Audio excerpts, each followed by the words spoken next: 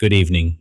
A senior intelligence official, speaking on condition of anonymity, told our correspondents tonight that what appears to be a diplomatic overture from Tehran is, in fact, a calculated prelude to a far more dangerous game in the Strait of Hormuz.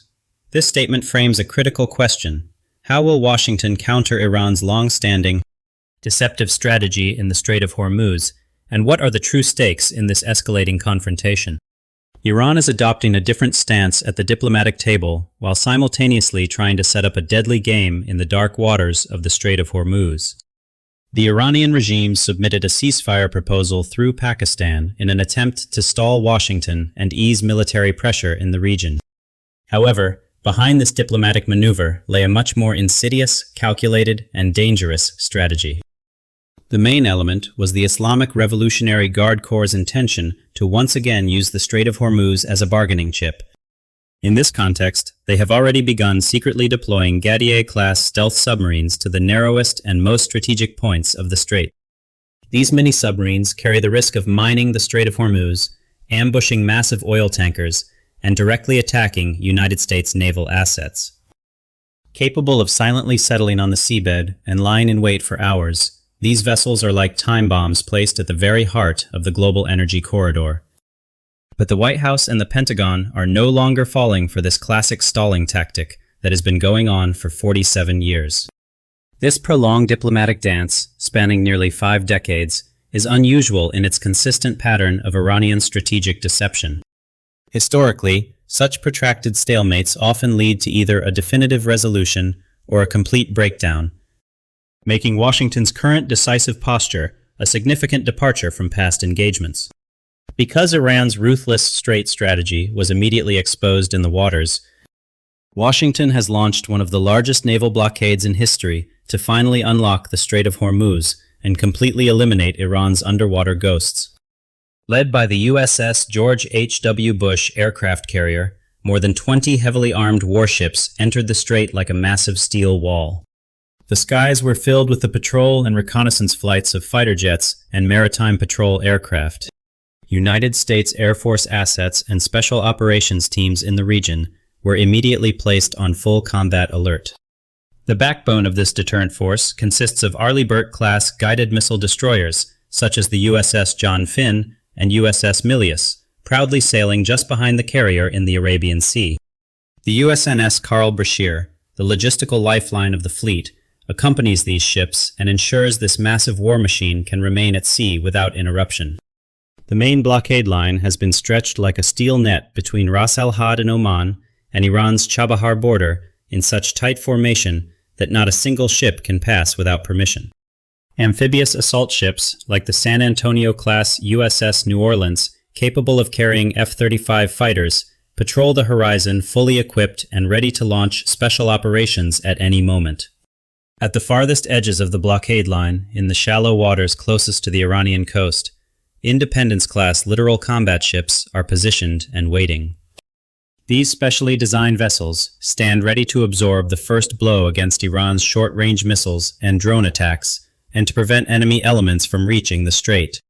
However, the most critical element in Hormuz is the USS George HW Bush aircraft carrier.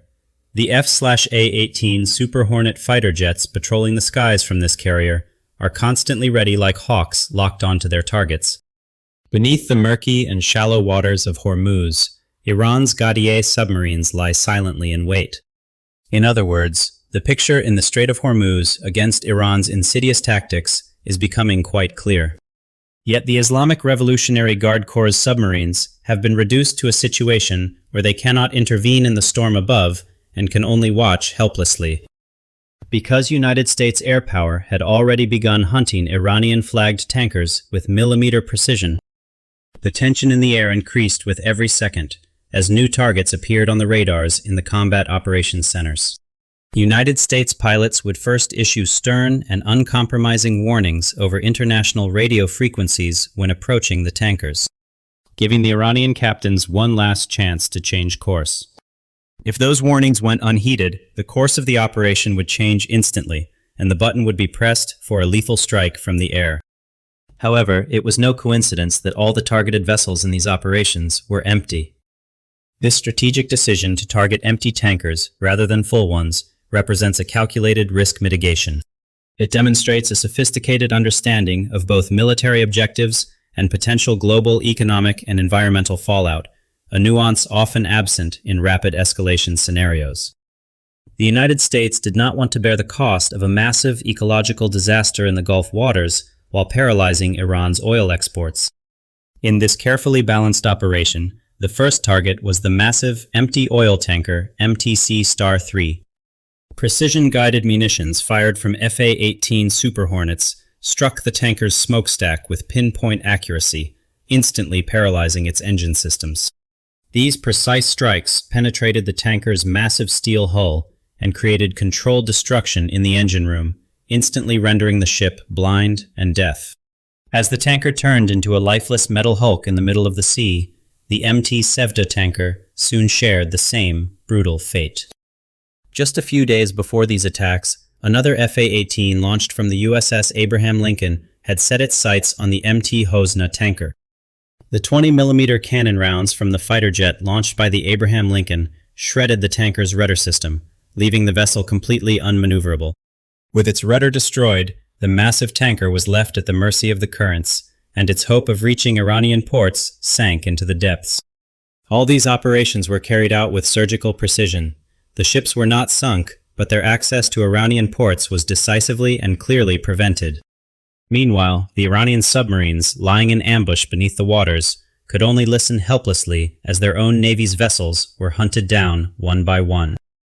In the waters above Hormuz, 61 commercial vessels had been forced to change course in the face of absolute American naval dominance. The strait had now turned into an area forged of steel and fire, where Washington's rules applied. The main reason the United States has massed this enormous military force in Hormuz is that it had likely anticipated Iran's ruthless and risky plan well in advance. Washington knew very well that Iran could turn the strait into an inescapable underwater death trap with its submarines. As can be seen, the offers Iran presented at the peace table may have been nothing more than a move to buy time for positioning its Gadier submarines. Has the danger in Hormuz completely disappeared after the activities of the United States Navy and Air Force? Iran's strategy involving Gadier-class submarines may still create serious threats in the coming period. Because these submarines do not resemble the giant nuclear submarines that fight in the depths of the oceans, they are only 29 meters long and weigh 125 tons.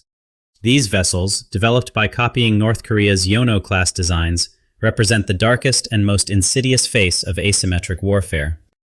These claustrophobic iron masses, which accommodate only a 7-person crew, were designed to lie in wait just beneath enemy lines for days without seeing sunlight.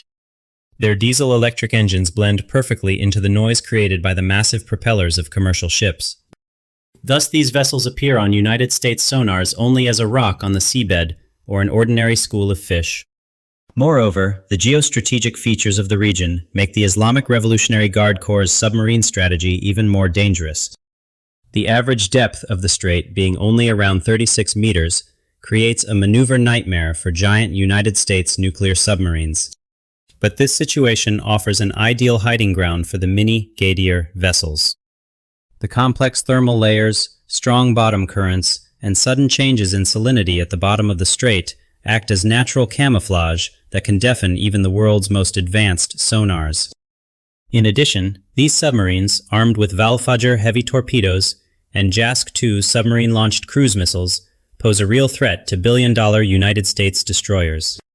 These vessels silently settle on the seabed, shut down all main systems to preserve battery power, and wait in passive listening mode for ships passing overhead. In other words, the danger in Hormuz has not completely passed.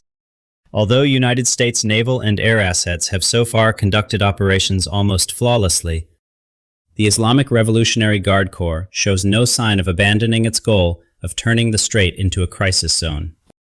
But Washington is not sitting idle against the Revolutionary Guard's tactics either. The United States Navy is preparing to deploy some of the most sophisticated tactics in history to hunt these underwater ghosts in the coming days. P-8 Poseidon, maritime patrol aircraft soaring in the skies, are continuously dropping sonobuoys underwater. They are laying an invisible electronic net and minefield at the bottom of the sea. Meanwhile, the towed array sonars hanging from the sterns of Arleigh-Burke-class destroyers are on alert to catch even the slightest mechanical click or propeller sound from kilometers away. MH-60 Seahawk helicopters launched from these destroyers are essentially X-raying every inch of the strait with their dipping sonars. At the same time, unmanned surface vessels patrolling on the surface are mapping the acoustic landscape of the strait with millimeter precision using artificial intelligence-supported systems. And these assets report the smallest anomaly on the seabed to the command center, second by second. Virginia-class nuclear attack submarines lurking beneath the waters are eagerly listening to the darkness to find their prey. The moment a Gadier submarine reveals itself, Mark 54 lightweight torpedoes, or Mark 48 heavyweight torpedoes, fired from the sky and sea, can definitively end its existence. However, Iran's only card in Hormuz is not these invisible submarines. The Revolutionary Guard knows very well that it will lose a conventional war against the United States. That is why it is putting all the dirty rules of asymmetric warfare on the table. Iran's naval doctrine is not built on directly destroying the enemy in the open sea. Instead, it is based on a strategy of constant attrition, psychological pressure, and raising operational costs to unbearable levels. For this reason, hundreds of fast attack boats belonging to the Revolutionary Guard are waiting for orders along the shores of the strait. These boats with fiberglass hulls, specially designed to reduce radar signatures, are camouflaged in caves along the rugged coasts, fishing shelters, and hidden coves. Armed with heavy machine guns, shoulder-fired rockets, and light anti-ship missiles, these attack boats constitute a constant risk factor in swarms. Iran aims to attack United States fleets with these vessels, as if unleashing a swarm of bees from a hive. The goal is to overwhelm the Aegis air defense systems of aircraft carriers with hundreds of fake and real targets at the same time, and to allow that one lethal missile to reach the ship's hull. But this is close to impossible. As President Donald Trump also stated, not only the USS George Bush, but American warships in general are able to pass through Hormuz without even getting a scratch from Iranian attacks. Iran knows this situation very well and is expanding its asymmetric attack tactics. One of these is the Shahed-type kamikaze drones in the sky. These drones try to hide from radars while diving toward their targets. These unmanned aerial vehicles are programmed to make suicide dives into the radar antennas or bridge superstructures of United States warships. Even worse, the thousands of naval mines waiting in Iran's arsenals could turn the strait into the world's largest floating graveyard overnight. Contact, magnetic, and acoustic mines dropped at the narrow passages of the strait could not only target United States military vessels. These mines could also be the greatest nightmare capable of dynamiting the global energy supply chain and the world economy at its roots. If even a single oil tanker hits one of these insidious mines, global insurance giants like Lloyd's of London could immediately suspend all maritime policies in the region. This situation could transform the Strait of Hormuz, the world's largest and most critical energy highway, into a dead sea within hours where no one dares to enter. Moreover, the entire global supply chain, from Asia's unstoppable giant industrial wheels to Europe's winter energy reserves, could suffer an irreparable paralysis. In particular, the Revolutionary Guard, with these treacherous thoughts, continuously repositions its mobile missile batteries along the coastal strip. They are pointing their barrels toward the sea to turn the narrow passages of Hormuz into a complete death zone. However, the United States remains on high alert against all these deadly risks, where every second counts.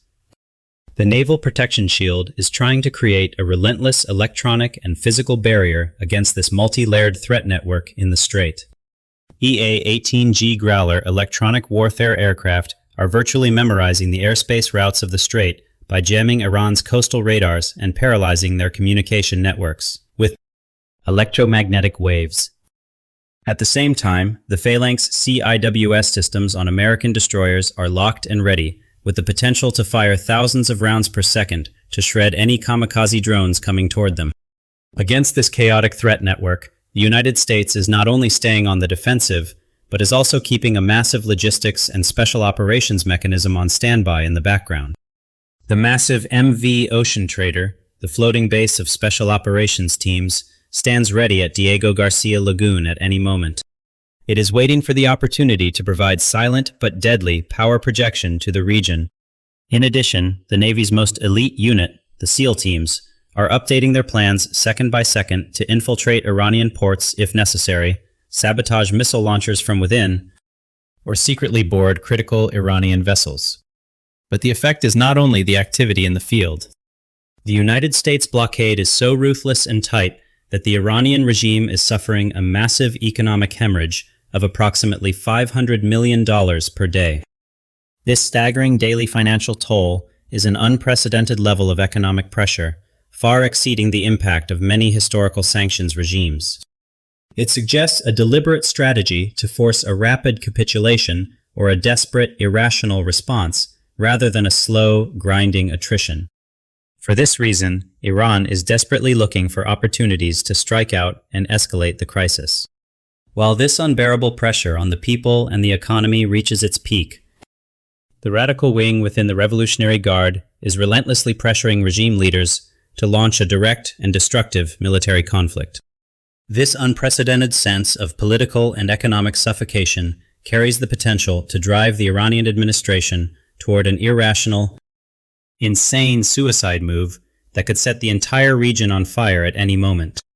In other words, the picture is now quite clear.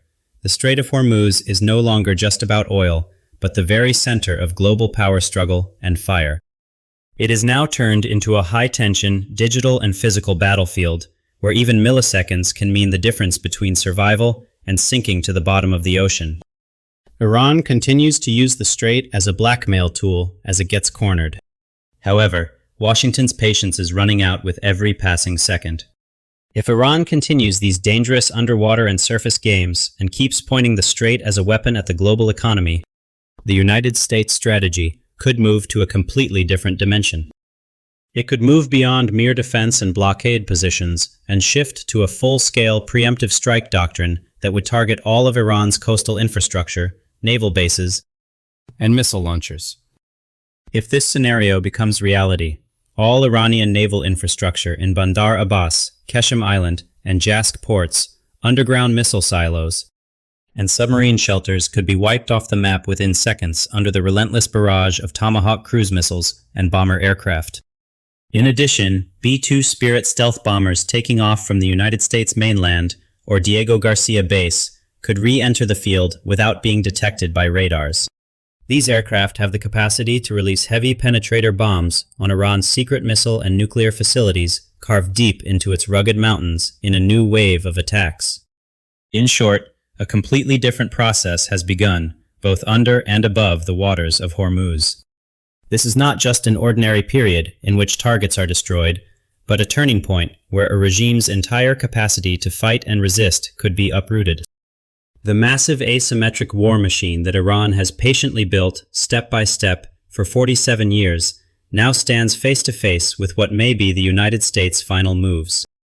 If this chain reaction begins, Washington may not only break the rusted lock of the Strait of Hormuz, it could also redraw the power balances of the entire Middle East in a way that will not return to its old form for decades. The fuse has already been lit, and that fuse is getting shorter. Presented by TGN.